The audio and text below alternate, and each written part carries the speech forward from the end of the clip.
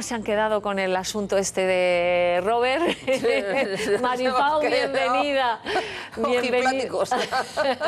Bienvenida otra vez de nuevo. Ricardo Martín, gracias. Muchas gracias, un placer enorme estar aquí. Israel García Juez, que ha venido del plasma a la mesa. Al mundo terrenal, sí, buenos días. Junto con Manuel Marín, que son enemigos reconciliables totalmente. Sí, se está copiando encima de mi vestuario, tío perro. Y nos acompaña como invitado especial Luis Arroyo. Pero Luis, te echábamos de menos. Yo vengo cuando me llamáis, ¿no? Bueno, cuando puedo La verdad vengo. es que has estado muy ocupado, ¿verdad? Estos últimos... No, bueno, pero vengo encantado, encantadísimo. Qué bien. Yo también os he echado mucho de menos. Pues muchísimas gracias por estar aquí. Hoy preguntamos a través del 905, es nuestra encuesta particular, ¿usan los nacionalistas precisamente los Sanfermines para hacer política? Si creen que sí, tienen el 905-855-001. Si por el contrario creen que no, tienen el 905-855-002. Hoy, por cierto, ha habido el primer encierro de San Fermín. 3 heridos graves de distinta consideración. Podemos ver, si quieren, algunas de las imágenes de cómo ha ido ese encierro hoy. Y no sé qué contestaría Luis Arroyo a esto. ¿Cree que se ha usado, Luis? Yo creo que todo el mundo utiliza todas las fiestas para también reflejar sus ideologías y creo... Sin embargo, que la inmensa mayoría de la gente que está allí, es una fiesta conocida, yo creo que es la fiesta más conocida, la fiesta española más conocida en el mundo entero, no están pendientes del nacionalismo navarro, ni euskaldún, ni en absoluto. O sea que yo creo que no hay tampoco que exagerar las cosas. Ahora, bueno, pues si se pone la icurriña, no se pone. Si se pone una bandera u otra, es algo que siempre, en cualquier evento, deportivo, festivo, etcétera, unos y otros utilizan, ¿no? Ya. El resto de la mesa, ¿qué pensáis? ¿Se ha utilizado sí o no? ¿Qué votaríais vosotros en esta encuesta? No se trata de si se usan los Sanfermines para hacer política. Lo que se usan los Sanfermines es para cometer una ilegalidad. Es decir, hacer política es legal, cometer una ilegalidad no. Hay una ley de banderas. Yo no tengo ningún problema en que se pueda derogar la ley de banderas, como tantas otras leyes, si la mayoría de los españoles quiere, pero mientras haya una ley de banderas, utilizar un balcón consistorial, no para hacer política, sino para cometer una ilegalidad, porque además se hace con un ánimo provocador, me parece absolutamente innecesario y me parece que debería actuar alguien, es decir, no por nada, sino porque se trata de criterios gestuales que se convierten en una ilegalidad y eso transmite a una inmensa mayoría de los ciudadanos criterios de permisividad que no son admisibles. Criterios, entre otros, defendido por el alcalde. Sí, claro, que es un digno representante de la antigua Batasuna, ¿no? Vamos a ver, tampoco sé muy bien, está bien que estas cosas se pongan en primera plana, ¿no? Debido a los Sanfermines, pero yo no sé, Nieves, también por qué nos sorprendemos, es decir... Un poco lo que decía Luis Arroyo, claro, es decir, esto siempre va unido. Yo me acuerdo, Manuel, estas cosas, bueno, todos os las sabéis mejor, pero ¿no? te sorprendes porque es una ilegalidad lo que decía Manuel, ¿no? Sí, pero una ilegalidad, digamos, de alguna forma anunciada. Cuando antiguamente Uxue Barcos estaba en el Parlamento Español y decía, es la parlamentaria más valorada, yo siempre me preguntaba, ¿alguien se ha parado a escuchar lo que dice esta tía? Lo que dice. No que esté valorada, pero la pobre ha tenido un cáncer, del cual felizmente se ha separado y tal, se lo ha superado y tal y cual. Dice, es que esta señora ha estado siempre en eso, es decir, ¿en qué ha estado? En convertir a Navarra en una especie de sucursal del País Vasco, ¿no? Y por extensión, pues eso, porque es un poco lo que estamos viviendo. Es decir, ¿qué sentido tiene, como decían esta mañana precisamente el bueno de Herrera y tal, en la milenaria Navarra, que pongas una icurrilla? ¿No tienen los navarros una bandera y unos himnos y unas cosas suficientes? ¿Qué sentido tiene euskaldanizar esta fiesta que es esencialmente navarra y por supuesto y por extensión española, ¿no? Es decir, hacer política... ¿Sabéis lo que me parece un triunfo incluso en el ámbito de Cataluña? Pero en el ámbito de Euskadi ha bajado el independentismo en los últimos años, pues yo no sé si 20 puntos, una cosa así.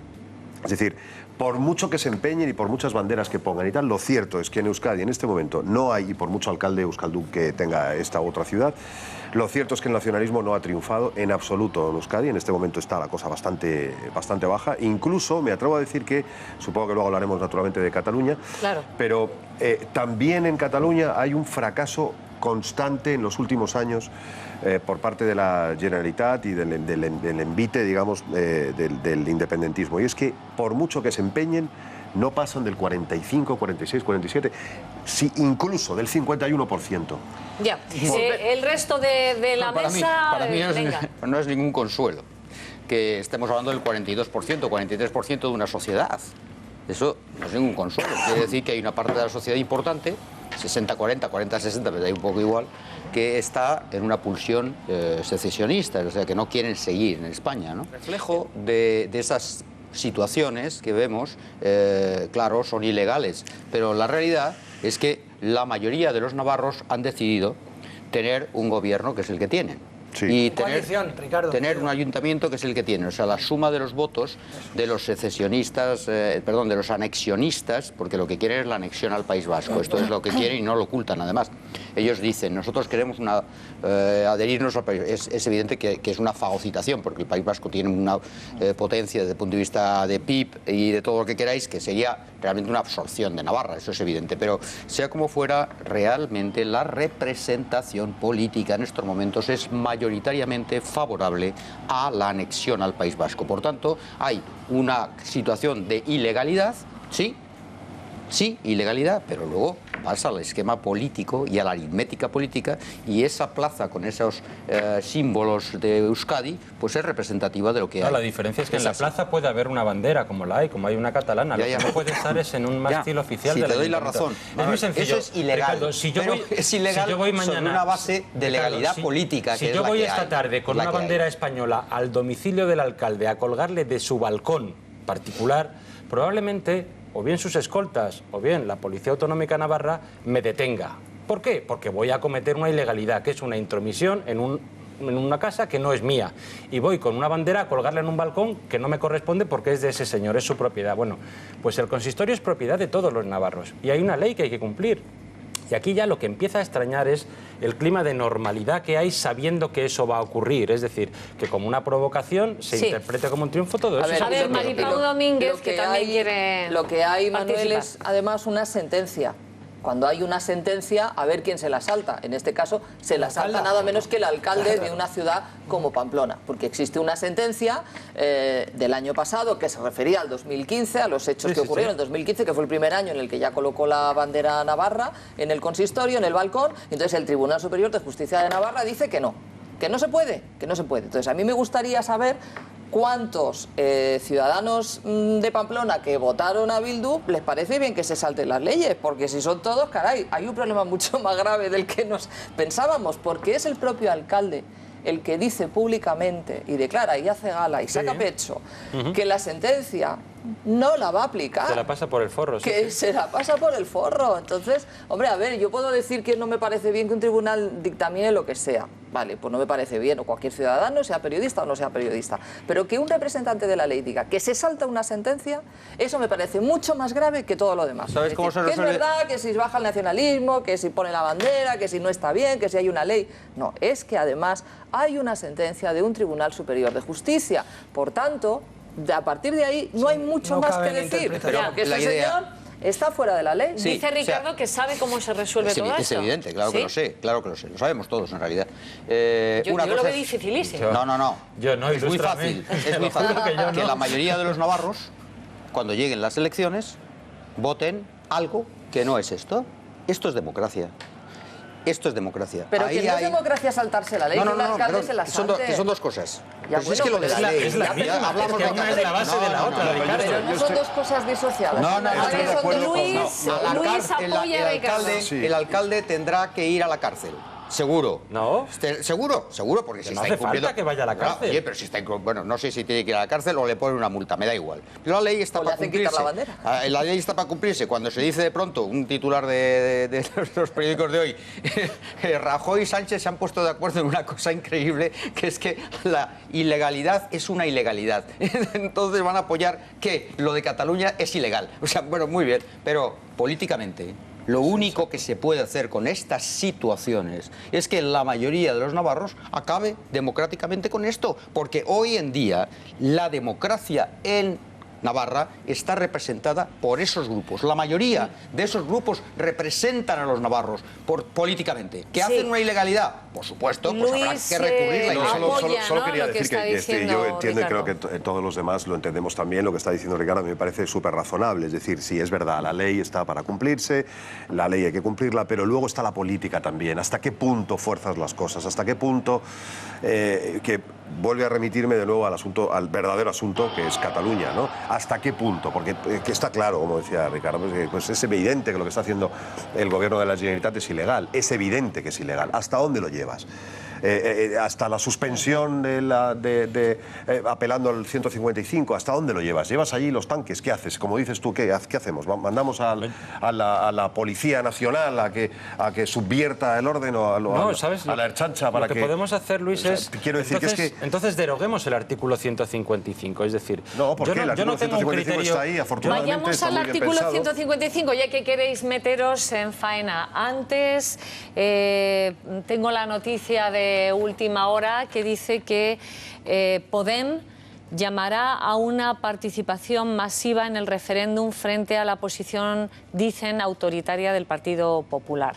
Podem, que se estaba esperando qué posición iba a tener, bueno, pues Podem va a llamar a participar masivamente en el referéndum frente a la posición de los partidos constitucionalistas. Bueno, yo creo que retomo lo que decía Ricardo. Decir, pues eso también, y eso es política, querido amigo, todo el mundo se tiene que retratar.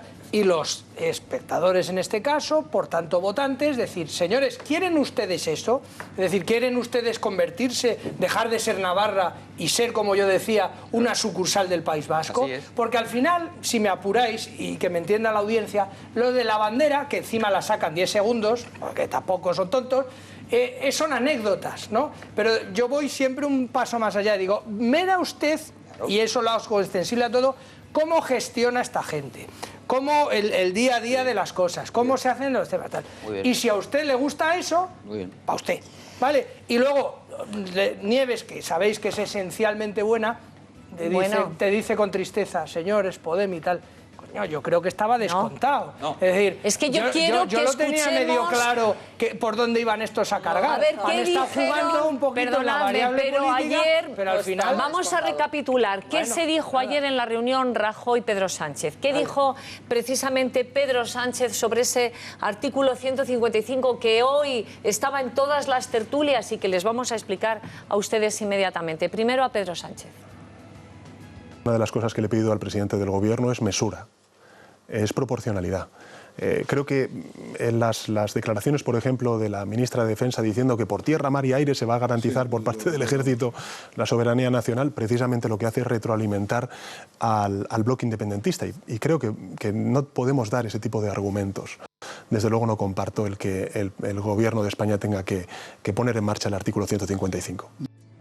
Nunca será una solución procedente y nunca la apoyaremos. Esto lo ha dicho Sánchez. No tengo ninguna información, o sea, no estoy hablando, pues estoy solamente opinando.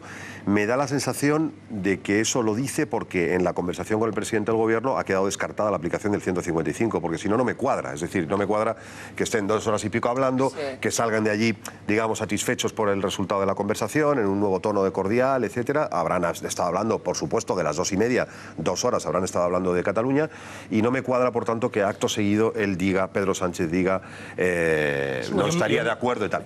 Me explico, es decir, yo creo, y eso da una señal interesante, y es que yo creo que además creo que es inteligente por parte de Rajoy, es una inteligencia muy curiosa, esta inteligencia, digamos, de dejar que las cosas se pudran por cansancio y por hastío y tal, pero menos mal, yo no sé, yo particularmente me siento muy tranquilo de pensar que el presidente del Gobierno no se va a volver loco y efectivamente no va a mandar los tanques a Cataluña. El 155, explícalo, el 155 no conlleva la suspensión de la autonomía, pero sí autoriza al Gobierno a dar instrucciones a las autoridades autonómicas, lo que se interpreta como una intervención temporal. Felipe González lo dejó claramente expuesto el otro día en el foro de Vocento, es decir, es un artículo muy abierto y muy interpretable. de cuya aplicación depende del Senado, y es interpretable jurídicamente desde muchos puntos de vista. ¿Qué es lo que puede permitir de facto el artículo 155? Bueno, pues la asunción de determinadas funciones que tiene atribuida la Generalitat de Cataluña para evitar precisamente una ilegalidad. Yo comparto la tesis de Luis. Yo creo que las señales que va emitiendo el Gobierno son de que, a no ser que haya una última razón inexcusable que lo aconseje, no se va a aplicar el 155. Tengo la sensación, y lo habéis dicho claramente, primero, ayer hubo entre líneas una expresión de la portavoz parlamentaria del Partido Socialista después de la reunión a la que no se le ha dado mucha importancia, pero que la tiene. Uno, estamos en la línea de lo que diga el Tribunal Constitucional con la reforma que se aprobó a la hora precisamente de ejecutar ese tipo de sentencias. Esa es una vía, y es relevante primero porque el Partido Socialista se opuso en su momento a aquella ley, ¿no? A aquella reforma legal. Y ahora parece que va a ser la vía, y parece que está surtiendo su efecto. Surtiendo su efecto, tú has dicho, no se va a volver loco Rajoy en la aplicación del 155. Hombre, yo no creo que aplicar un artículo de la Constitución sea volverse loco, pero entiendo las consecuencias políticas que puede tener. Lo que ocurre, lo que no tengo la menor duda, es que habrá que adoptar las medidas que sean imprescindibles para ello. Y ahí está fraguándose ya, ayer lo hemos visto con este consejo que tiene la Generalitat de garantías, que ha desautorizado al propio Parlamento que le nombró. Pero da igual, No da igual. Les da igual. Hemos visto cómo esta semana Puigdemont, de una manera autoritaria y contra el criterio del propio partido, ha destituido a un consejero. Estamos viendo grietas.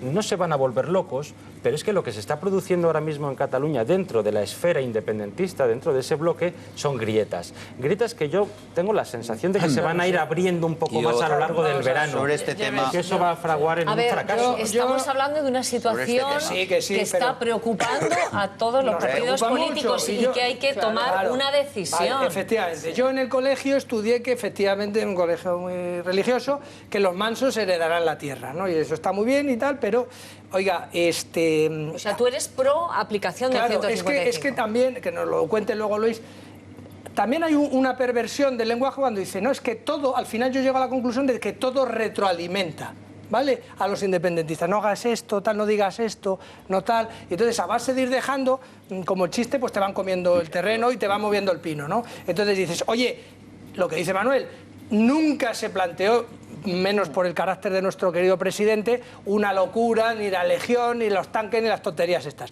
Pero efectivamente decir, señores, tal, porque es como estamos en el mundo al revés, nos olvidamos que las consellerías, la Generalitat, son Estado Nieves. Pero entonces, es decir, ¿qué tendría que ocurrir? Los Mossos de Escuadra Israel, que van a pero mójate, ¿qué tendría que ocurrir? Pues en primera instancia, y por lo que están diciendo, es el Ministerio del Interior, del que dependen los Mossos de Escuadra, como no puede ser de otra forma, porque es una policía autonómica, decir, señores, no sé si al final han conseguido urnas o van a poner cajas de zapatos, pero esto no se pone. ¿Quién lo dice? Los Mossos de Escuadra. ¿Por qué? Porque dependemos del Ministerio del Interior. Fijo. Y entonces estas cosas, eso. Y no hay que hacer... Hombre, yo estoy aquí en la tele, hacemos un poco el show de hablar fuerte. Que el ministro vaya allí, tome cartas en el asunto y impida por la vía de la fuerza que no sé si tiene que ir el ministro a ponerse al frente de tal, o simplemente decir, señores Mossos de Escuadra, que son ustedes Ministerio del Interior, Fuerza Pública tal. Se ha dicho que no hay votación y por tanto no se pueden poner las cosas. Y no hay que rasgarse las vestiduras. Pues claro que lo estoy diciendo, Luis. Es que al final... Eso es portada en el New York Times al día siguiente. Me importa un carajo, porque además tengo la obligación por profesionalidad de leer el New York Times. El New York Times, por cierto, el mismo, que hace unos meses, que ya yo te digo, hablo inglés, y ponía a los tíos... No hacía falta porque lo cubrió, los medios españoles lo cubrieron. Sí, no, pero me refiero, que ponía a los tíos una foto de España, burning, no sé qué tal, ardiendo y tal, y te ponía una foto de policía griego, en el casco venía en cirílico, digo, joder, es que no os enteráis de nada. Mira, vamos a ver. El resto de la mesa, venga, y Luis. No, pero coincido con Luis. Vamos a ver, los colegios no se podrían abrir ese día, no se pueden abrir, de hecho, ¿no? Pero se abrieron. Electorales. Vale, vamos a dejar el 9N, la pantomima del 9N vamos a dejarla. Vamos a centrarnos en el 1 de octubre. Vale. No se pueden abrir los colegios. ¿Quién va a impedir que se abran los colegios?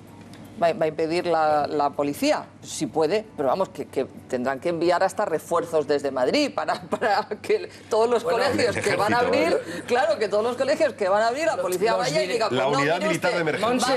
Los directores de institutos, si no te importa, perdón, que también es Maripau, catalán. los directores, ya, pero joder, vamos a contarle a la gente. Vamos, si quieres explicar tú todo. No, si no es explicar todo, es que los directores de los institutos públicos entiendo que también son funcionarios. Sí. ¿Vale? Sí. Y si les han dicho en Madrid o donde sea, pues que vaya administraciones se cierra. También, que vaya también. Israel, que se declaren en rebeldía, que vaya el ministro de Educación también. Que vayan todos. De la Generalitat de Cataluña, porque tienen las transferencias, ¿vale? Subvenciones. Vale, entonces, son colegios de la Generalitat. No, esas señor, competencias están transferidas. Vale. Por tanto, es complicadísimo cerrar los colegios. Legalmente es lo que habría que hacer, pero ya me contarás. Como dice Luis, al día siguiente estamos en toda la prensa del mundo mundial. Igual, pero... Refuerzos de Madrid para cerrar los colegios, por la fuerza. A ese paso, a ese punto es al que no debemos llegar. Es decir, efectivamente... Nieves ha hecho una pregunta muy concreta. Efectivamente, ¿qué hacemos? El gobierno tiene toda la potestad otorgada por la Carta Magna para decidir que se suspende temporalmente la autonomía catalana. Es decir, que no pueden ejercer... Hay una solución alternativa. Que no pueden ejercer las autoridades, que queda invalidado el señor Puigdemont, etcétera, etcétera. Pero es que, aunque eso se pueda hacer, y es evidente que si no hay otra solución in extremis se tendrá que hacer, hombre, es óptimo, es deseable que se intente hacer de otra manera. ¿De qué manera? ¿De qué manera? Porque criticáis mi apasionamiento, pero no dais una solución. Yo quiero escucharla. Permiso. Ricardo va a hablar. Venga, Luis da la solución. Ricardo va a hablar, yo también la tengo. Venga, Ricardo. Sánchez la dio ayer. Sánchez le dio la solución a Rajoy. Lo que sucede, diálogo, nada más. Sí, no dijo abrir una subcomisión en el Parlamento para hablar de la reforma constitucional y concretamente de Cataluña. Si ahora la derecha española, pero no, lo que ahora voy a explicar es que no quiere la derecha española y voy a explicar por qué. Si se abre una comisión ahora en el Parlamento, en la cual está obligado a ir el PPDeCAT y está obligado a ir también Esquerra Republicana, y la plantas allí, y allí están los que quieren reformar de verdad la Constitución, les haces una buena avería, porque de sí, podemos hacerlo, y vamos a tratar aquí de la plurinacionalidad, y vamos a tratar aquí de Cataluña, nación cultural, y vamos a tratar aquí de todo, y de la financiación. Aquí está, vengan y siéntense. Esto parte, evidentemente, y todavía a día de hoy es posible que el 1O no sería lo que va a ser. Pero yo tengo la convicción de que la derecha española, representada por Rajoy, lo que quiere es que se queme la situación. Es decir, abrazar la situación y decir, ¿os dais cuenta cómo esto os lleva al desastre? Catalanes secesionistas. Fijaros, se abraza la situación. Se abraza de esta manera. Se está empezando a abrazar. Se abraza. Yo creo se abraza. Es que a la pregunta es fácil. Se abraza de esta manera. El 1O va a haber conflicto. Vamos, yo ya digo y aseguro que va a haber conflicto. Y va a haber palos en la calle. Y va a haber violencia.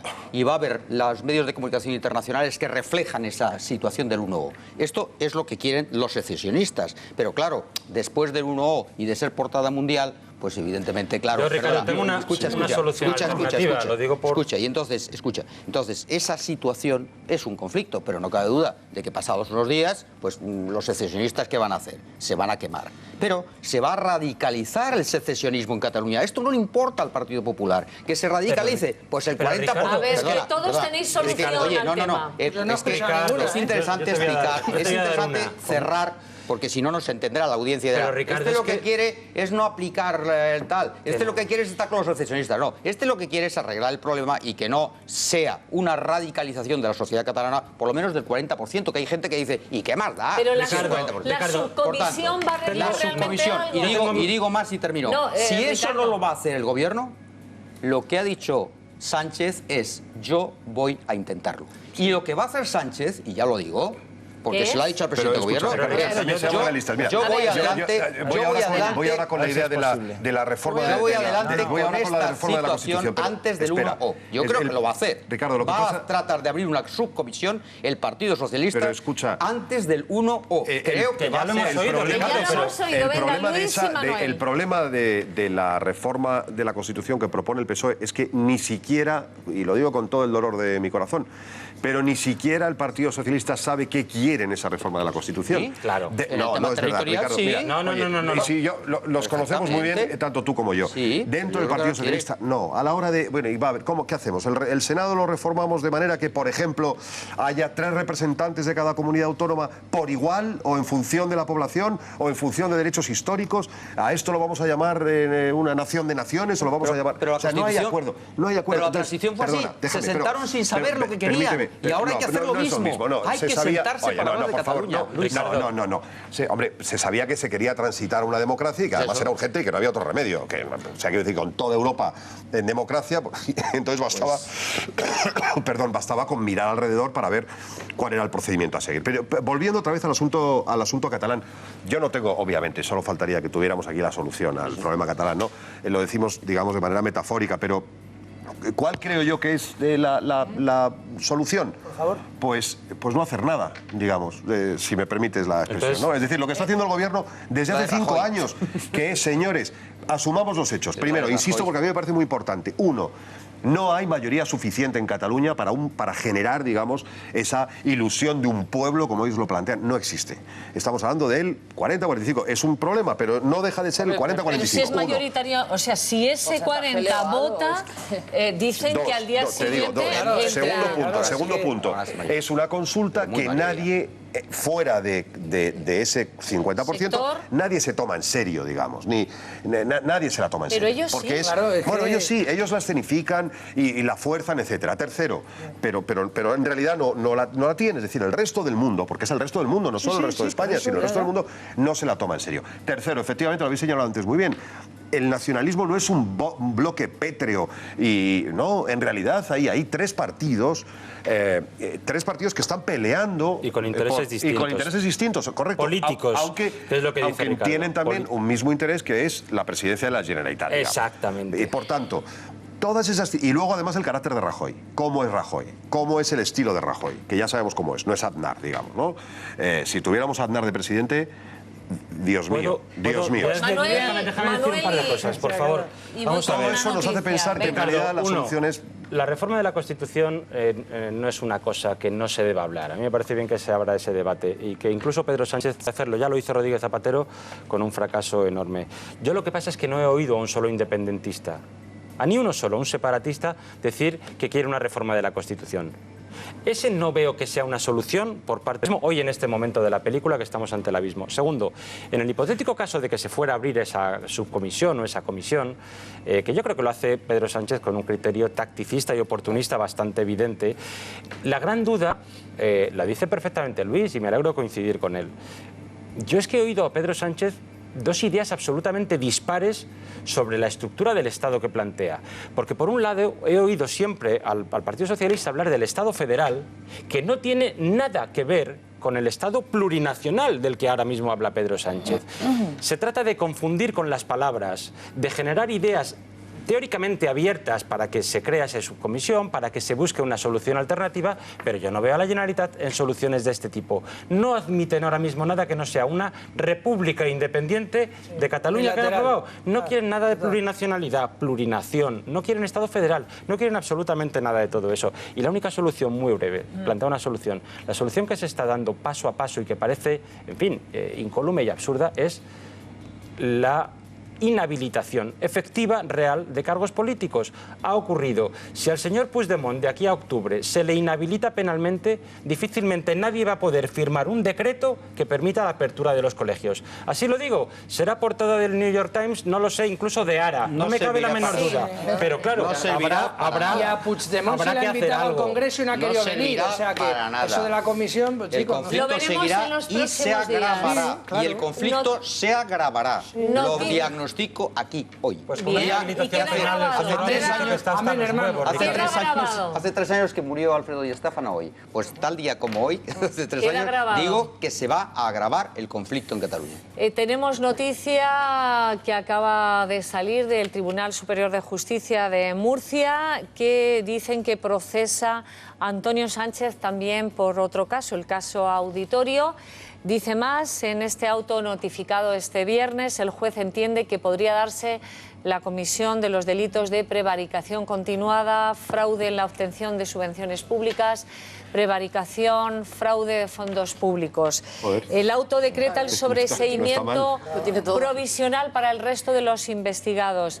Después de esta resolución, siempre que alcance firmeza, el Ministerio Fiscal y las demás acusaciones personadas tienen 10 días para formular escrito de acusación solicitando la apertura de juicio oral. O sea que ahora se pondrá la maquinaria de la acusación en marcha. O sea que para... Una vez procesado ya va directamente a juicio oral. Es decir, ya es un dato objetivo que se va a sentar en todo esto no lo sabía, todo esto no lo sabía Génova. Todo esto no lo sabía Génova. Por eso le defendía. Todo esto no lo sabía. Si debía saberlo porque no está de presidente, ¿no? A ver, claro, eso te iba a decir. Que estarás conmigo, aunque eso que dices, Manuel, es así, lo sabemos todos, nos quedan a partir de hoy 10 días por delante para escuchar aquello de no, pero eso todavía no es firme, eso no significa que vaya a ser juzgado, eso no significa que tal, porque... Palabrería política porque se va a sentar. Nos quedan 10 días de eso. Está procesado en 2 casos, 2 banquillos y 2 casos de presunta corrupción.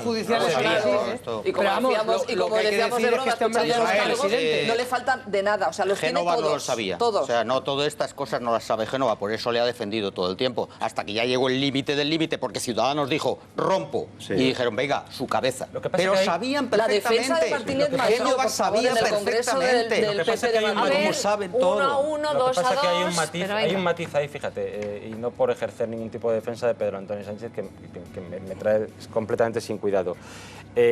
Fijaros la doble vara de medir que se utiliza habitualmente. Es un señor que efectivamente Ciudadanos provocó su caída y el Partido Popular aceptó su salida, lo obligó, terminó obligándole porque se sabía prácticamente que iba a ser procesado. Se demuestra que tenía Pero fíjate, razón. en procesamientos similares por delitos muy similares, por ejemplo en la Junta de Andalucía, lo que se ha oído es, oiga, no, es que estos son trámites administrativos, procedimientos penales administrativos, pero los bolsillos de Chávez y Griñán están limpios. Fijaros que en estos delitos, que es verdad, que hay una prevaricación, que hay un auditorio no terminado, que se dio la obra a un determinado grupo empresarial para hacerla, que se le abonó el importe de la obra sin que terminara y que evidentemente parece que es un fraude. Sin embargo, si utilizamos el mismo criterio de que no se llenan los bolsillos, a mí me da igual, porque me da ya lo mismo en un caso o en otro, sea un partido, sea en otro, si hay casos de corrupción. Y llega, no al momento de la imputación, sino al momento del procesamiento y del juicio oral, efectivamente creo que tienen que asumir responsabilidades políticas y marcharse a su casa. En este caso ha sido antes, por lo que ocurrió en Murcia con Ciudadanos, claro. pero cuidado, porque es peligroso poner el listón de si uno se ha lucrado o no. A mí me da igual si se han lucrado o no. Si hay delitos y son tan graves como estos, porque atentan contra el buen hacer de la administración, al banquillo. Sí, Alba, cada uno, no, evidentemente son distintos, pero yo sí creo que el hecho de que alguien se lo lleve crudo a su casa, y hemos visto casos de vergüenza, decenas de casos de vergüenza, de cuentas en paraísos fiscales, de ministros de Economía con cuentas en paraísos fiscales, a mí sí me parece que hay una vara que es distinta. Una cosa es que efectivamente, oye, pues en fin, lo que le está pasando al expresidente de Murcia, y otra cosa es que la gente se lo lleve crudo. A mí sí me parece que hay una diferencia. Sí, estoy de acuerdo. Y con independencia que la pena sea mayor o menor en un caso. Por eso digo que al señor de Murcia, al presidente de Murcia, nadie le ha podido decir, de momento, que se haya lucrado con esto. Pero aún así me parece igualmente grave. Que como un gestor público, el respeto a la legalidad tiene que ser absoluto. Y me da igual que sea en Andalucía, en Murcia, en Madrid o en el País Vasco. Cuando defendía a Maillo sabía perfectamente todo esto. A ver, atención, tengo que agradecer la presencia a Mari Pau Domínguez, que lleva muchas horas aquí con nosotros. Vamos a recibir inmediatamente a la presidenta de Asufin, que es Patricia Suárez. ¿Por qué? Bueno, porque vamos a hablar de economía. Mientras tanto, Israel García Juez nos va a dar los datos de que el Gobierno lanza ya una oferta de empleo de 20.000 plazas para el 2017. Esto se aprueba en Consejo de Ministros, se lleva el martes al Congreso de los Diputados y parece que esto lleva la vía rápida de que va a ser sí o sí ya inmediatamente, ¿no? Totalmente, antes lo comentábamos en un plasma, efectivamente se producen 8.000 jubilaciones que se van a reponer, una promoción interna de 5.500 personas, 2.600 interinos que están, aquí lo estamos viendo en la pantalla, 2.600 interinos que después de los servicios prestados a nuestro país se convierten en indefinidos y quizá la gran noticia, 4.400 nuevos empleo neto creado. Yo estoy, ya lo hemos comentado antes, a favor del funcionariado, creo de hecho incluso que ¿qué sentido tiene el funcionariado? Decir, oiga, dejamos al lado de la política, yo trabajo para España. ¿Qué significa esto? Que si viene un tío y me dice, este edificio, ¿qué tal? Que es de la Comunidad de Madrid, lo voy a vender. No, perdón, este edificio está aquí muy bien y usted si lo quiere vender, vamos a hacer una tasación y tal. Hay que empoderar desde luego a los funcionarios por un lado y por otro, claro, al mismo tiempo hay que pedir esa eficiencia, digamos, laboral, te iba a decir energética, en el sentido de que la norma es que poco a poco vaya disminuyendo el tamaño del número, digamos, de nuestros funcionarios y como comentaba Ricardo... al revés. No, hombre, no, hemos perdido muchísimos. No, Ricardo, hemos perdido muchos. Que si el gasto público, que ya está bien, que se reduzca el gasto público, que el Partido Popular es el que lo hace, joder, y te mete ahí, o sea, oye, ser coherentes. Ser coherentes. Sí, está muy bien eso, es que a mí me encanta, eso de te mete, a mí me pero encanta, realmente puestos a meter, a mí me encanta Israel, pero es que el PP está en contra de eso. Son 4.400 los nuevos metidos, el resto ya estaba en circuito. Te estoy diciendo, querido amigo, que son 2.600 interinos dentro de la administración que se convierten en indefinidos, por lo cual un fuerte aplauso para esta gente. Promoción interna, esa gente que ha estudiado. Es una buena noticia, ¿no estáis de acuerdo todos? Pero bueno, que le gusta está muy contento Israel porque le han metido 2.150 a la agencia tributaria. O sea, que la sacudida más. Que está contento Israel porque siendo España el problema de España es el paro, resulta que hay solo 400 para el empleo. Pero, Ricardo, 400 frente a 2.150 para la agencia tributaria. Pero Ricardo, seamos justos con una idea. Seguir el delito fiscal. La agencia tributaria 2.150.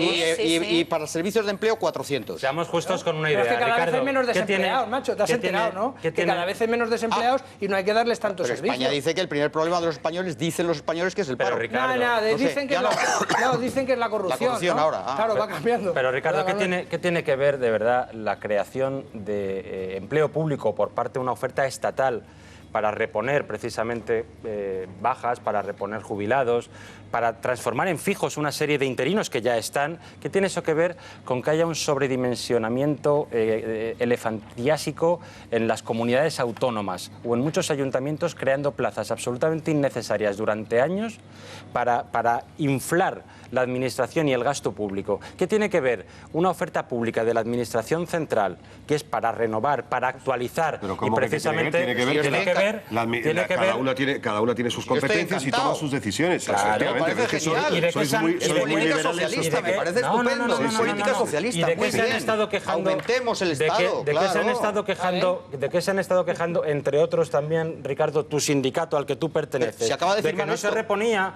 y al final, por eso lo han firmado. Y ayer lo han elogiado. ¿Qué digo? La sorpresa es el gobierno. Es que una diferencia entre vosotros estáis tan contentos. No, yo no estoy tan contento. Yo lo que digo es que hay una diferencia. Oye, yo tengo amigos. Perdóname, yo tengo amigos en la sanidad pública que llevan 22 años de interino sin una plaza. Parece razonable pensar, que se les dé una fijeza. Parece razonable. 22 años. Oiga, parece lógico pensar. Porque esa plaza si la ha firmado UGT y Comisiones Obreras y CESIF, si los sindicatos están de acuerdo con esto, si la sorpresa es el gobierno, no el sindicato. Porque tú no conoces bien el PP. El PP también varía y hace cosas progresistas. Si tú quieres ver la derecha rancia, vete a mirar América. Ahí los amigos del New York Times, que también son extraordinarios. No sé qué dirá el New York Times de las cláusulas suelo y por eso queríamos que estuviera aquí Patricia Suárez, porque los bancos, atención, si tienen ustedes hipotecas y algunas de ellas con cláusulas suelos, ahora hay una novedad. El Tribunal, el Supremo, obliga a la banca a pagar las costas en los juicios perdidos por las cláusulas suelo. Patricia, esto va sumando, va sumando. Bueno, vamos ganando batallitas. Esto es una guerra y vamos poquito a poco. Y es una gran noticia que el Supremo haya dictado esta sentencia, porque nos estábamos encontrando, después de la sentencia del Tribunal de Justicia de la Unión Europea y del Real Decreto Ley que nos dio el Gobierno para tratar de solucionar el tema de las cláusulas suelo, la realidad es que todos los ciudadanos al final estaban terminando en los tribunales. Y cuando llegaban allí, el resultado muchas veces estaba siendo ganar sin costas. ¿Qué significa esto para toda la gente que nos esté viendo? ¿Qué significa ganar sin costas? Pues que lo que tú te estás gastando en tu abogado y tu procurador, aunque tengas razón, el banco no te lo va a pagar. ¿Qué es lo que dice el Supremo? Oiga, no. Si estamos con una cláusula abusiva, tiene que haber costas, porque si no, se genera un efecto disuasorio. Porque si no, si tengo 2.000, 3.000 euros por la cláusula suelo, digo, pues no voy a ir a tribunales porque para esto... me lo voy a gastar. Me lo voy a gastar. Me voy a gastar 1.000 pavos, me lo voy a gastar. Claro. Y estaba siendo disuasorio para muchos ciudadanos. A partir de ahora, con esta sentencia del Supremo, que tendremos que estudiar, porque seguro el Supremo siempre nos deja cositas por el camino que nos vienen bien, pero en cualquier caso, la gran noticia aquí es precisamente que uno puede reclamar 2.000, 3.000 euros o 30.000, los que uno tenga, cada uno lo suyo, y que si gana, como es una cláusula abusiva, el banco tendrá que pagar el abogado y el procurador. Eso que dices es muy importante, Patricia. Importantísimo, vamos. Estamos hablando de juicios perdidos. Es decir, la condicionalidad es fundamental. Porque dice, oiga, ¿y si el banco tiene la razón? A usted le sacude, porque yo escucho... Israel, un segundo que te vamos a arreglar el micro, que parece ser que te están boicoteando, te están boicoteando. Lo que a mí me parece alucinante es que el Gobierno no haya tomado la decisión inmediata de ordenar por defecto la devolución de hasta el último céntimo cobrado por las puñeteras cláusulas suelo. ¿Sabes? Es decir, lo que, bueno, ahí ha habido muchísimo debate en los últimos meses. Sabéis que con este Real Decreto Ley para abrir un procedimiento extrajudicial de las cláusulas suelo, había muchísimo debate entre Economía y Justicia. Justicia no quería que se les saturasen los tribunales en casos que estaban ganados por los ciudadanos, y Economía, pues me imagino que hará los números y dirá, oiga, es que esto igual flaquea el sistema. Pero la realidad es que los bancos, esto a mí me encanta decirlo, por favor, los bancos han provisionado, el dinero ya está provisionado. Ahora bien, de cada 10 personas, si 5, 4, 3, las que sean, no demandan, eso es dinero que gana el banco, que lo quita de la provisión. Entonces tenemos que reclamar, porque el dinero está provisionado. Bien, estamos de enhorabuena. Esto aquí sí que hay que decir que es una gran noticia para todos ustedes. Aquellos que no se planteaban pleitear por eso, porque eran 1.000, pero oye, 1.000 a 1.000, Patricia, es un goteo, es un goteo de muchísimo dinero. Y aquí se abre un melón, tengo que decirlo, importante, no solamente con las cláusulas suelo y con todo lo que estamos viviendo con la banca. Desde la asociación muchas veces tenemos muchas quejas de gente con las energéticas, con las gasistas, porque claro, ahí son céntimos y céntimos y céntimos. Pero claro, céntimos y céntimos entre todos los millones de los españoles que somos es un dineral. Y no vas porque es muy poco dinero. Ahora bien, si ahora resulta que el Tribunal Supremo nos dice que una cláusula abusiva tiene que llevar aparejada la condena en costas, esto cambia, ¿eh? Yo desde aquí les aviso, esto cambia bastante, porque si nos juntamos todos podremos empezar a hacer unas reclamaciones que hasta ahora no se hacían. Hay una cuestión de fondo relevante con todo este asunto, y entendiendo muy bien lo que dice Luis y compartiéndolo plenamente, y más allá de que es verdad que los bancos hayan provisionado y lo tengan previsto, porque era evidente que esto tenía que salir así, voy a una cuestión de fondo, y es, por un lado, es verdad que la tardanza de la justicia también desmotiva muchas veces, no solamente el pago de costas, pago de abogados, procuradores, sino la tardanza que hay. Me voy a meter en un lío durante 4 años, 5 años para recuperar 8.000, 9.000 euros. Hay gente que efectivamente, con el riesgo de que tú mismo pierdas y tú tengas que pagar costas, que probablemente tampoco te las perdonaría el banco, que no, también tiene despachos el banco no muy te lo relevantes. Va a perdonar, claro. No lo dudes. Pero fíjate, una cuestión de fondo de parte del Supremo, de parte del Tribunal Europeo. Esa especie de sentimiento, digamos, general, universal, un sentimiento filosófico sobre la justicia que los ciudadanos hemos ido perdiendo con el paso del tiempo, por lo mucho que tarda, porque las sentencias normalmente no las entendemos, porque se suele dar razón al poderoso, porque se ha abusado al banco. Del ciudadano. Claro, ¿no? Es que en este caso es tan evidente el abuso que ha habido. tal la mala fe. Es decir, no te estaban ofreciendo un producto en el que tú pudieras dudar de si era más razonable o menos razonable a un riesgo de... No, se crearon productos expresamente diseñados para meterte la mano en el bolsillo y abusar de la absoluta ingenuidad y falta de la preparación del ciudadano. Lo que los bancos hicieron durante la crisis, y yo misma soy afectada, la asociación es producto de la crisis. Nosotros nos fundamos en 2009.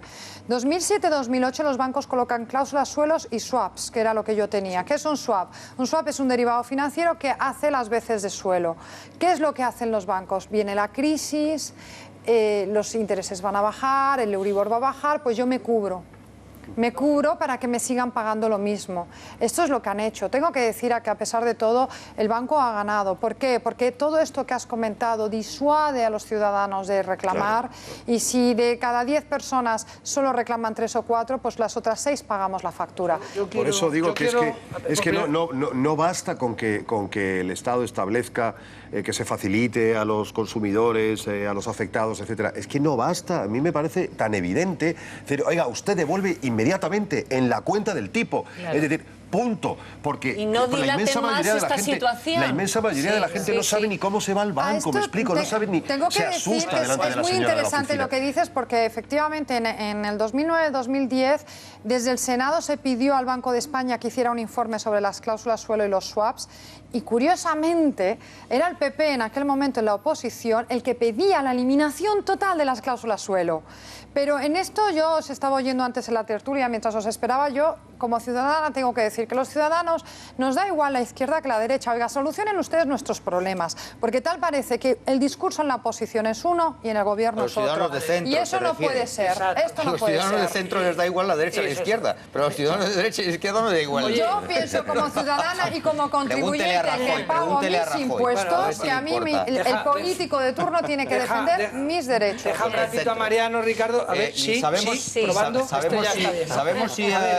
sabemos si los swaps han aparecido de nuevo con algún otro nombre. Sabemos si las cláusulas suelo van a amenazarnos de nuevo, porque es que esto es recurrente. De momento las cláusulas suelo no. Hay vigilancia. Los swaps sí que están saliendo. ¿Puede decir los swaps? ¿Qué son? Yo te digo lo que son, Nieves. Vamos a ver. En lugar de ponerte la cláusula suelo en la propia hipoteca, te hacen firmar un contrato en el que tú durante un tiempo acuerdas con el banco que si sube de, por ejemplo, el 4%, te explico mi caso, si sube del 4% el banco te va a pagar la diferencia, pero lo que a mí no me dijo el banco, que esa es la clave, es que si bajaba yo iba a tener que pagar esa diferencia. Claro. Y es como un suelo. Lo que pasa es que es un contrato aparte, es un derivado financiero, claro, es muy complejo. Vale, pero en cualquier caso vamos a para que haya un representante, digamos, de la banca. Hay que explicar. Primero habría en España... No me digas que te vas a hacer representante de la banca ahora, Israel. Hombre, no, eso no. Por si acaso me fichan. Primero hay que recordar que los bancos no son nuestros amigos, por eso te dicen estimado cliente y tal. Es decir, cuidado por ahí. 2, educación financiera, eso sí que está por los suelos en España, hay que la gente tal. Luego, la firma de una hipoteca se hace ante un señor que es un notario, por tanto es un fedatario público que tiene la obligación de explicarte esto es así, esto es así. Pero se limita a leer. Cuarto y concluyo. Yo no soy tu amigo y no te estafo, Israel, quiero decir. Bueno, sí, porque no me has conocido más. Y luego, cuarto y último, ¿cuál es la...? Porque está muy bien, Patricia, lo que cuenta, pero claro, hay que explicar a la gente todo. ¿Por qué hay suelo y por qué hay techo?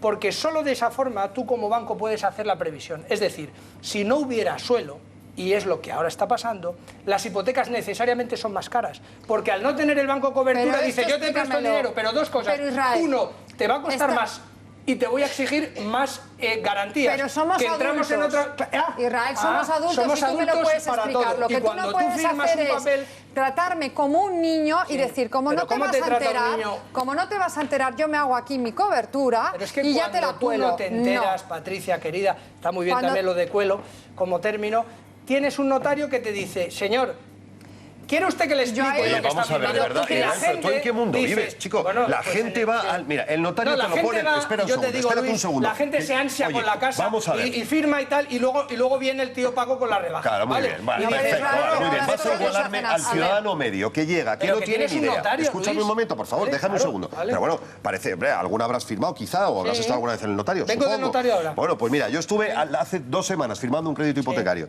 El notario te lo pone el banco.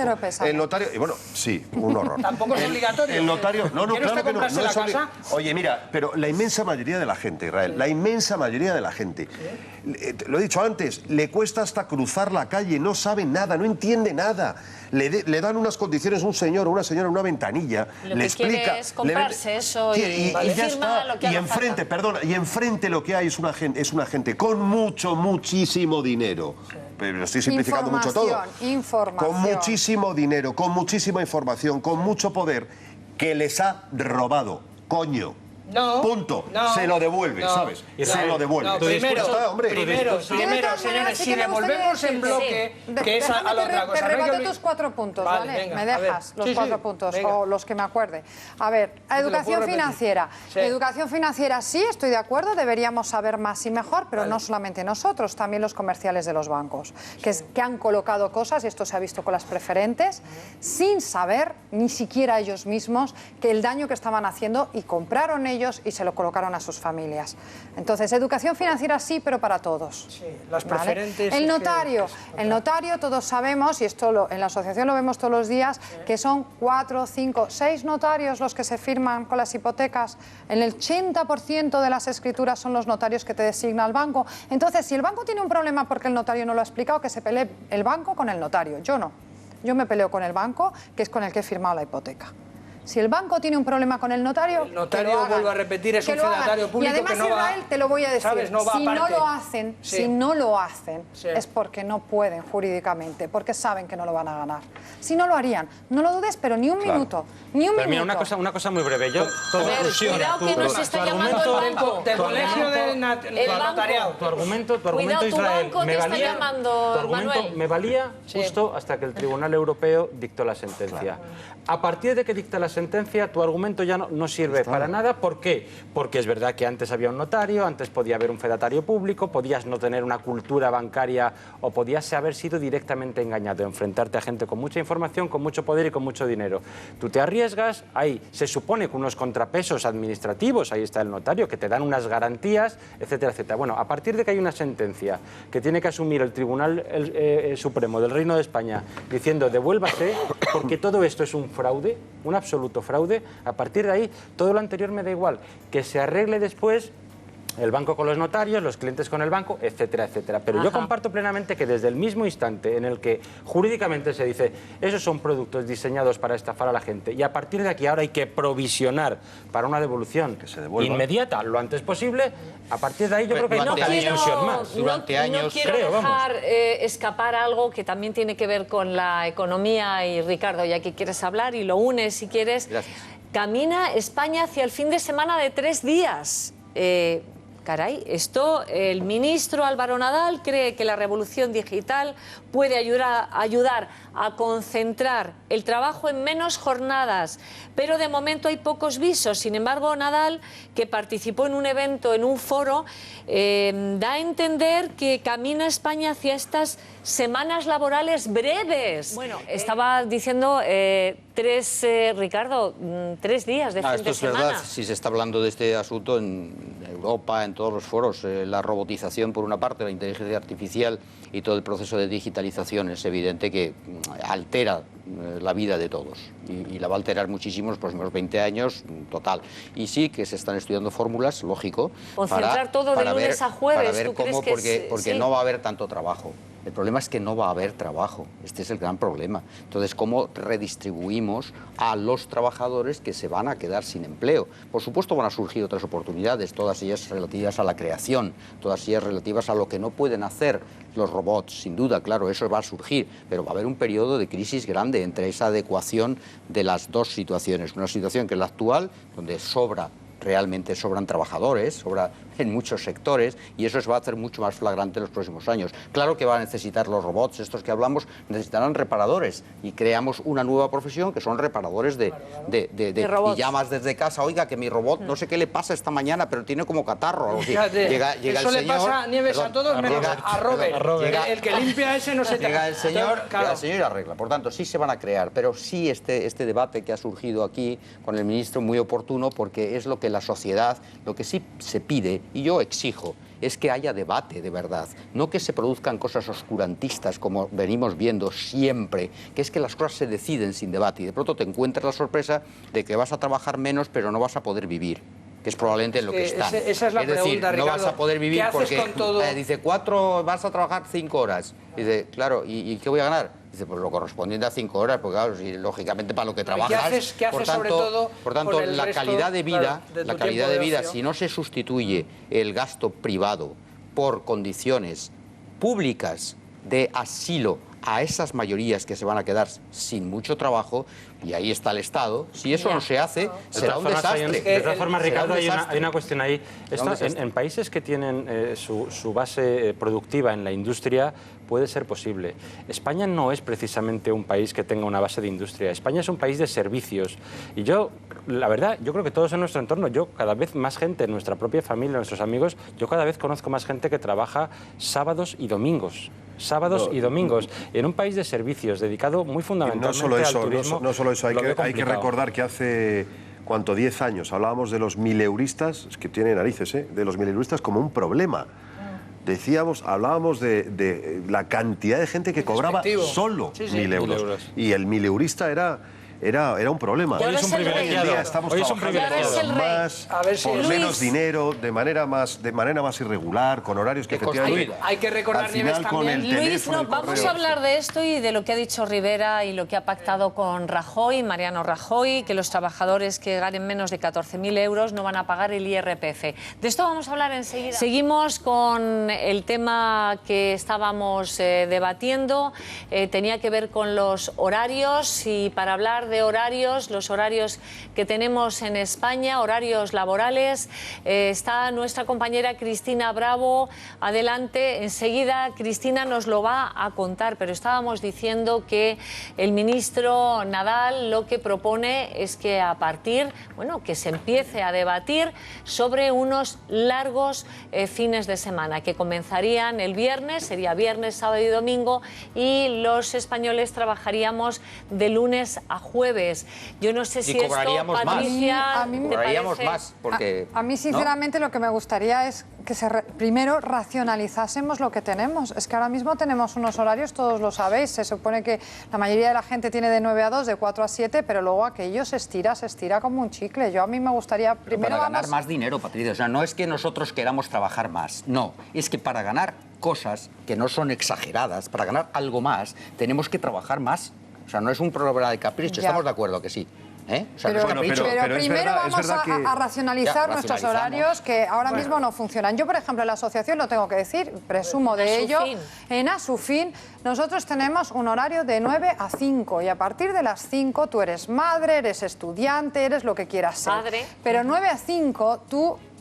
estás ahí a tope, pero, Patricia, dándolo no sé todo. Si te acuerdas que vivimos en España y claro, esto de racionalizar los horarios aquí, pues a mí me llama profundamente la atención, ¿no? Trasnochamos, no hay más que ver las películas en la tele, ¿no? Aparte, salvo en 13TV, bueno, en 13TV, pero es durante el día menos la noche, ¿no? Te ponen las películas, arrancan a las 10:30 de la noche, bueno, ¿no? pero todo eso precisamente, ¿no? Hay una plataforma que está trabajando en eso, José Luis Casero, que lo que viene a decir es precisamente reconduzcamos las horas, comamos antes, en menos tiempo. ¿Quién come de 2 a 4? Después de una comida pantagruélica, ahora te vas a trabajar. Este es un mismo debate. Es un país. De hecho, en la campaña electoral, el Partido Popular, y lo recuerdo perfectamente, propuso incluso el cambio de uso horario, el famoso cambio de uso horario, es decir, que anochezca antes en España. Parece flipante, pero se propuso, lo sé, porque yo estaba en la campaña electoral del PSOE y el PSOE también estaba considerando aquella propuesta. Y lo cierto es que es muy interesante los papeles que se hacen sobre el hecho de que... Pero luego salimos, la verdad, no sé, luego sale... Seamos realistas. Qué bonito que a las 10 de la noche todavía haya luz. Prometió que acabaría con un pacharán con hielo en la mano, que se racionalizarían los puentes. Que si un festivo caía en miércoles se pasaba viernes. Esto se lleva haciendo toda la vida en Estados Unidos y no ha pasado nada. Pues no se consiguió. Bueno, en Estados Unidos se hacen muchas cosas que tampoco tienen que ver nada con la racionalización. Vamos a no mitificar, que parece que nos gusta fustigarnos siempre. ¿Pero a ti te parece normal que el puente de la Almudena, el de diciembre, a mí muchas cosas, cuando caen martes y jueves, eso es una locura? A mí hay muchas cosas que no me parecen normales. Lo que tampoco me parece normal es pretender abrir debates que no van a llevar a ningún sitio. Yo creo que hay que ser muy pragmático con todo esto. Es decir, vivimos en una globalización, en un modelo de sociedad, en un modelo de negocio en el que lo imperante, y lo conocemos en los últimos 25 años, ha sido todo abierto 24 horas. Porque además nos ha maravillado el espíritu Nueva York en el que tú puedas disponer de cualquier cosa 24 horas. Y eso se nos ha presentado como la Arcadia más feliz.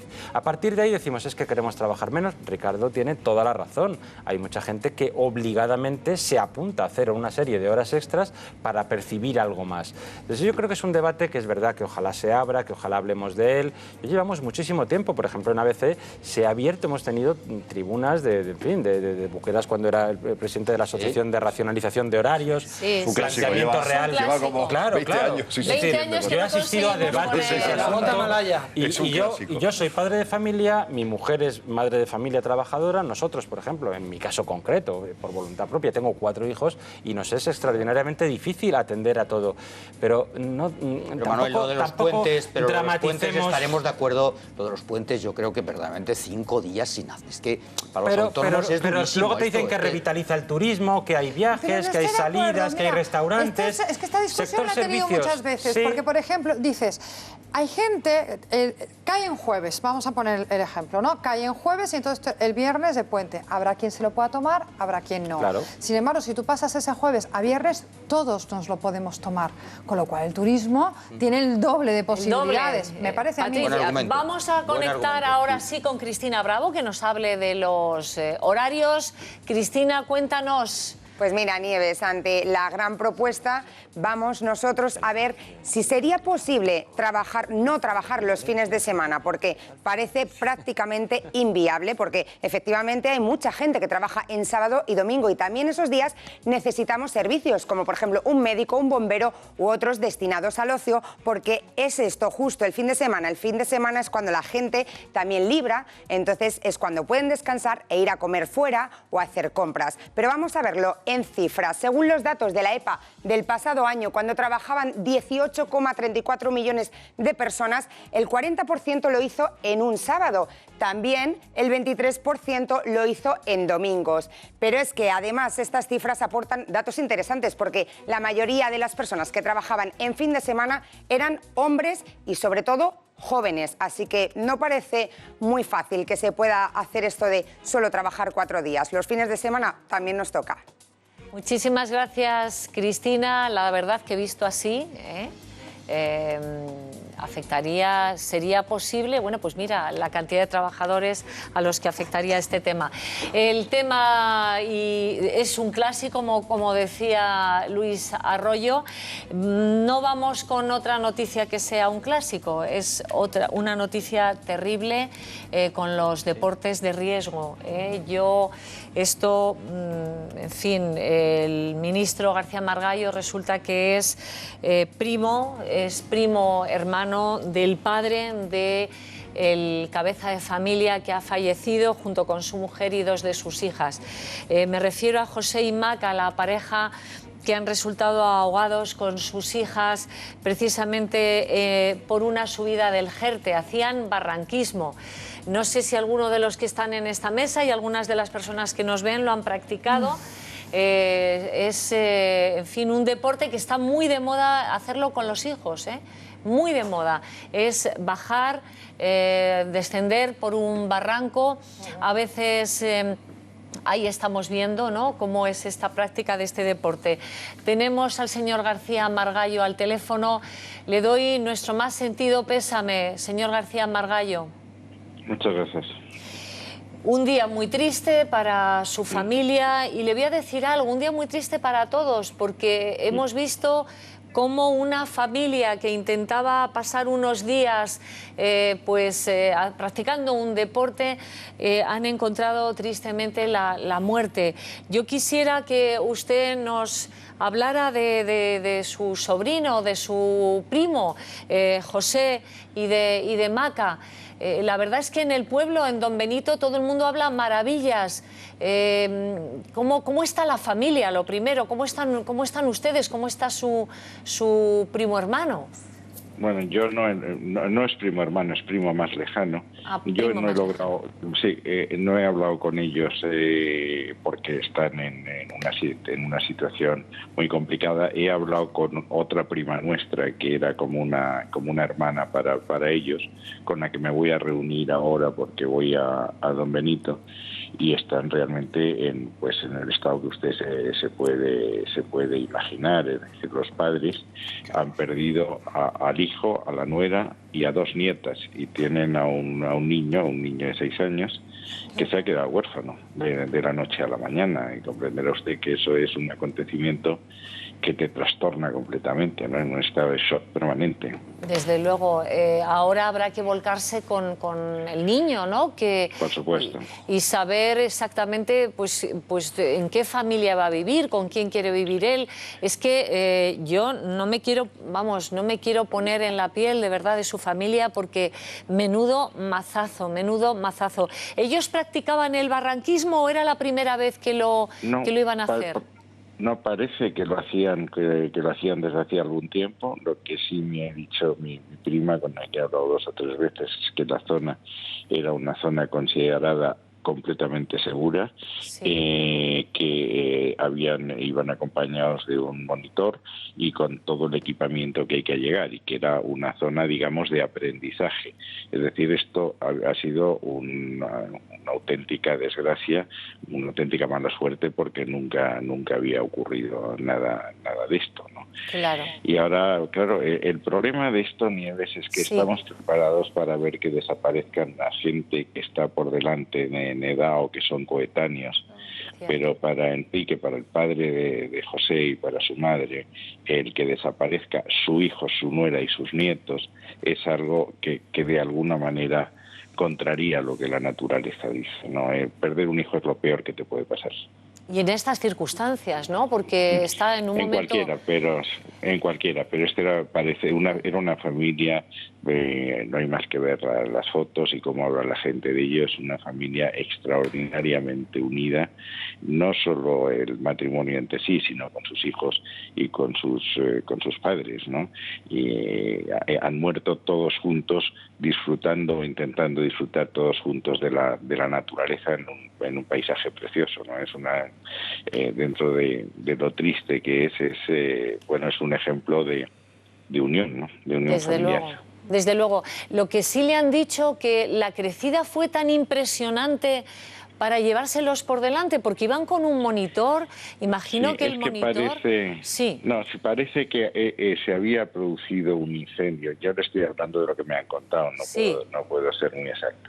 Es decir, había habido un incendio, se habrían agolpado una serie de ramas que habían hecho una especie de barrera natural, y cuando ha llegado el agua, esa barrera natural ha saltado, y por eso se ha producido una crecida súbita y realmente importante. Es decir, esto no ha sido que el río haya crecido poco a poco de forma natural, no ha sido una especie de explosión de la barrera que ha liberado el agua embalsada y ha cobrado una velocidad y una violencia, que es lo que ha acabado con la vida de las 4 personas que han muerto, del matrimonio de los niños. Claro, estamos hablando de una fatalidad. Es que estas cosas... Es una fatalidad. Ocurren, claro. O sea, que no era una crecida. Es que yo pensaba que era una crecida. Eso es lo que habían dicho del río. En absoluto. Es que había unas maderas de un incendio, ¿no? Lo que usted nos ha explicado. Sí, bueno, que se habían acumulado ahí. Y ha habido un momento en que eso ha saltado. Y efectivamente había una crecida, pero la crecida ha cobrado una velocidad exponencial al desaparecer la barrera. Había agua embalsada que ha salido de golpe. Tremendo. Eso es lo que me han contado, ¿eh? Su familiar era ingeniero. Era su familiar ingeniero industrial, creo que Macarena era economista, una familia muy querida en Don Benito, muy conocida de Don Benito, y creo que hasta en el colegio al que acudían los niños, pues en estos momentos están en shock. Realmente lo comprendemos perfectamente. Pues de verdad, José Manuel García Margallo, es que no hay palabras que puedan consolarle, pero estamos con usted. Muchísimas gracias. Nuestro cariño, y todos los de la mesa, como me decís, ¿verdad? Efectivamente. Hay una cosa que me parece un abrazo. especialmente terrorífica, que es ese niño, ¿no? Porque es verdad lo que dice el ministro, uno no está preparado para perder un hijo, pero un niño de 6 años que ha perdido a sus 2 hermanas y a sus padres en un minuto, a mí esto me pone... Pero se ha hecho hincapié mucho en el barranquismo y las actividades de riesgo. O sea, yo creo que hay una cosa... Vamos a ver imágenes de qué es el barranquismo para que la gente sepa. Pero cuidado, porque el ministro ha explicado claramente, y desde luego tiene muy buena información, que esto es un accidente, pero es que enseguida se va uno, claro. Pero mirad, no tiene nada que ver, porque además era un sitio, por lo visto, de iniciación fácil. Claro. Este es el barranquismo que está tan de moda, es ir bajando los barrancos cercanos a los torrentes. Pero fíjate, Nieves, contra la fatalidad es que no hay nada que hacer. Vamos a ver, hace una semana ha sido noticia también un chiquillo en Sevilla que ha muerto de un balonazo en un partido de fútbol. Ha muerto de un balonazo. Y hemos visto muchos casos de chavales que han muerto porque se les ha caído encima una portería. Una fatalidad. Ayer o antes de ayer, 2 montañeros vascos también en una luz, una fatalidad, en no sé qué montaña, pero hay caídas todos los días de niños en hípica, oye, que están aprendiendo a montar a caballo. Es decir, Gaspar Rossetti saliendo de un taxi. Ante la fatalidad, nuestro amigo. Ante la fatalidad, mira, ayer mismo, aquí cerca, entre Boadilla y Majadahonda, aquí cerca, para que se pueda hacer una idea el telespectador, un motorista a las 8 de la mañana, había llovido, resbala y con la mala suerte que en vez de salir hacia afuera del arcén, cae hacia adentro y le pasan por encima 2 o 3 coches, muerto en el acto. Es decir, la fatalidad. Lo que pasa que en este caso es que es dramática la situación de una familia cuyos 4 miembros mayores mueren y dejan huérfano al chiquillo en una actividad que no debía presentar ningún tipo de peligro por ser de iniciación, por ir con monitor, por ser todo absolutamente legal. No lo sé. Yo probablemente a mis hijos pequeños nunca los lleve a tirarse en paracaídas, por muy arriesgada y divertida que pueda ser esa actividad. Y te tienes que tener cuidado. Según nos ha contado el ministro, no es el caso. No es el caso. Hay mucha gente que lo hace y no pasa nada. Igual juegas al ajedrez y te da un infarto. Quiero decir, es que no hay... El ministro ha dicho una información relevante que yo no había escuchado, porque se trataba efectivamente hasta ahora de que las lluvias estas torrenciales que ha habido, pues resulta que subió aquello y se los arrastró, pero es que es mucho más concreta la situación. Son unas ramas y aquí sí que hay alguna cosa, se había embalsado el agua. Alguna cosa que comentar más, que oye, si realmente hay estas condiciones, pues oye, después de un incendio se supone que hay que limpiar estas cosas. Pues decir, que no voy a responsabilidad de ¿dónde está el ministro ahora? Digo, el de la autonomía, no lo digo así. Pero, oye, como lección, por lo menos aprendamos cosas de todas las desgracias. Y la lección en esta desgracia, si se confirma lo que acaba de decir el ministro, esa exclusiva que nos ha dado, oye, es que había una acumulación de ramas, de tal, que son las que generan luego la luz. Por tanto, algo hay que aprender. No tiene nada que ver esto, evidentemente, con la fatalidad, que es lo que yo creo que ha pasado, la fatalidad. Pero bueno, por aprender algo, pues sería esto, que es, oye, cuidado con... Que en un segundo ha habido una crecida que se los ha llevado por delante. Se colocan, se quedan ahí esas ramas acumuladas, que ha sido después del incendio, o sea, que tampoco es una cosa natural. Claro, como las ramas crecen ahí, ¿qué pretendes? ¿Que las corten? No, pero es que ha habido un incendio y esa consecuencia de ese incendio ha sido la acumulación. Y así, por tanto, por aprender algo de toda la desgracia, aprendamos que hay que limpiar estas cosas ahí, por si acaso. Pero bueno. En fin, estamos asistiendo estos días también a unas lluvias en cuestión de minutos, situaciones de alerta. Lo que se ha vivido en la capital de España, en Madrid, en las últimas horas, yo no sé si vosotros lo habíais visto muchas veces, pero ver el metro inundado como si fuera aquello realmente... Además había alertas. Había alertas, había alerta naranja de lluvias. Mirar el metro de Madrid, por favor. Metro de Madrid. Es que lo que ha caído, Nieves, ¿lo has visto? Sí, en el Caribe y en sitios así monzónicos, ¿no? Decir, pero lo que cayó ayer, os digo, porque además tuve la enorme fortuna, supongo que por algún rezo de don Ricardo Martín, de que me cogió el aguacero por la mañana y por la tarde también. ¿Sabes? Y fue realmente, o sea, abrirse el cielo, caer allí una... Pero... Y estás aquí. Mundial, han servido los rezos, ¿te das cuenta? Eso, porque estás aquí. Porque rezas que poco. yo viajo normalmente en moto y ayer precisamente yo vigilo mucho la lluvia porque no me gusta caerme y precisamente ayer vi alerta y dije, no cojo la moto. Porque había alerta naranja, qué raro. A mí me pasó ayer un embalsamiento en la M40. Yo estaba volviendo del periódico a casa y había un embalsamiento en la M40 y tú no eres, vamos a ver, no era una cosa especialmente dramática, pero tú veías que los coches iban pasando y que ya el agua llegaba muy por encima de la rueda, es decir, prácticamente al parachoque por encima de la rueda. Y entonces yo lo que veía es que los que iban delante se iban echando hacia el carril de la derecha, digamos, de manera responsable. La gente se iba echando hacia un carril de la derecha porque en el de la izquierda se estaba embalsando tanta cantidad de agua, y efectivamente llegó un momento en el que había un coche efectivamente parado, metido prácticamente hasta la puerta. Muchos accidentes ayer, y aunque sea a nivel personal, y salidas de bomberos. Pero aunque decenas sea y decenas. contar un tema personal, ayer también mi sobrina tuvo un accidente de moto, afortunadamente lo puede contar, pero en fin, su novio, rotura de húmero, pero bueno, tantos y tantos accidentes que hubo, en el día de ayer, pero que al final nos afectan también. Y alguna caída de árbol en la capital, ha habido recomendación que esta tarde dicen que va a pasar lo mismo, así, ¿no? La predicción, no sé. Sí, ha habido, lo hemos contado con Marredondo, mucho cuidado con las zonas que están en alerta naranja. Que la gente se informe a través de los móviles a ver qué tipo de alerta tienen. Si es naranja, ya es bastante peligroso, O sea, verde, tranquilidad total, amarillo ya hay que tener precauciones, y naranja, ya no digo rojo, naranja ya hay que estar en alerta. Volvemos a los Sanfermines, hoy primer día, felicidades a Fermines y Ferminas, primer día de San Fermín, un encierro en donde ha habido 3 heridos graves, uno grave de consideración, un español, y 2 norteamericanos que han recibido herida por asta de toro. Parece ser que están fuera de peligro, los 3, y uno de ellos ha recibido una cornada en la zona escrotal. Lo digo porque qué dolor, qué dolor.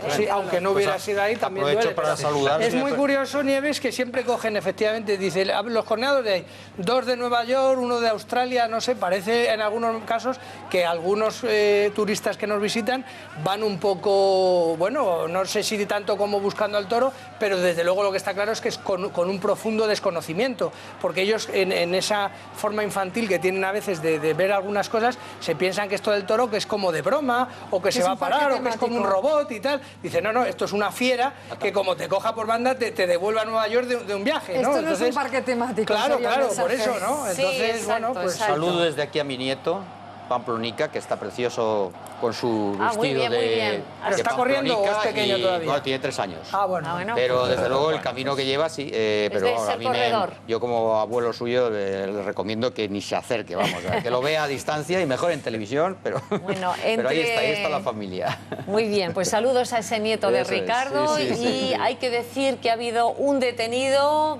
por acoso sexual en estas últimas horas y 2 denuncias también por tocamientos. Lo digo porque hay una campaña a la vez que las fiestas, que deseamos que sean maravillosas estos 9 días, pero hay una campaña contra el acoso sexual y parece ser que ya hay un detenido. Lo están haciendo muy bien porque han puesto cámaras, según parece, por todo el recorrido, nos han explicado. Concienciar, ¿no? Concienciar que estamos de fiesta para todos, que también nosotras queremos divertirnos. Por supuesto, no, evidentemente. Las bestias estas de la manada, esto no es que les vas a concienciar, esos salvajes que han sido... No, yo creo que entre todos tenemos que respetar. Estas cifras ya son bastante mejores que las de otros años, porque aquí de una manera irresponsable, es decir, de una manera absolutamente irresponsable, se ha dado pábulo y permisividad con todo este asunto mucho, porque siempre se ha dado una sensación de que la fiesta lo justifica todo, ¿no? Incluso hemos visto a mujeres también partícipes. Sí, claro, es que es decir, al final nadie tiene derecho ni muchísimo menos a ningún tipo de acoso, muchísimo menos a una agresión sexual. Y el hecho de que haya cámaras, el hecho de que haya una campaña de socialización, de concienciación de este asunto, pero también que haya actividad policial para impedirlo, es muy relevante. Porque al final el alcohol... conciencia social. Claro, Patricia, pero que efectivamente, y luego hay que volver una vez más a poner las cosas en contexto. Es decir, si tú estás en una plaza, todo el mundo de fiesta, en avanzado estado etílico, pues hombre, yo creo, si fuera mujer, que me parece una temeridad coger innecesariamente, además, porque eso no está, digamos, en escrito en ningún lado, que te levantes la camiseta y enseñes los pechos, porque de alguna forma siempre hay alguno... Perdón, por favor, cuidado con ese tipo de mensajes. Si no es mensaje, en donde decimos que en realidad que la mujer provoca. Provoca no. Cuidado, Yo lo que pido, Nieves, es sentido común, que es un poco el mensaje siempre en este programa, para todo.